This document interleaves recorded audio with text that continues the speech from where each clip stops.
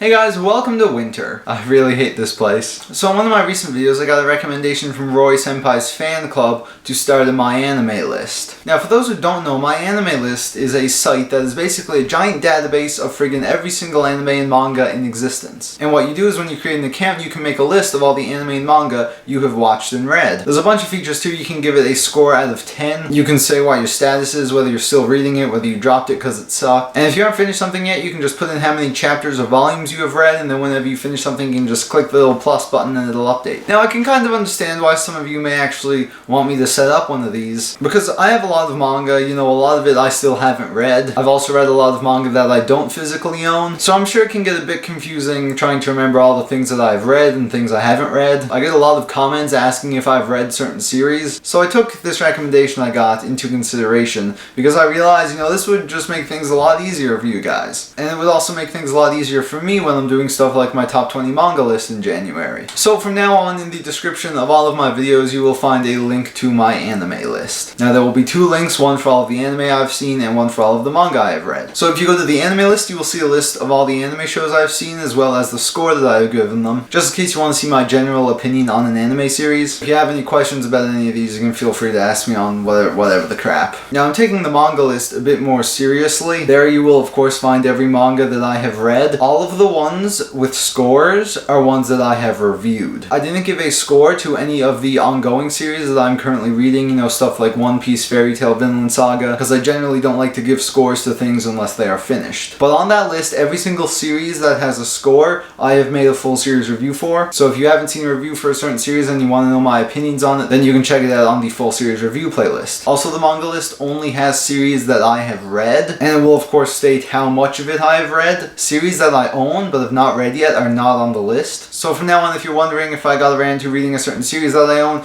you can just check out the manga list. That about does it for this short little video. I just wanted to make you guys aware of this. I'm gonna go back to reading Naruto, figure out what the crap this pain guy wants, and I'll see you guys soon for a review of the new Attack on Titan chapter.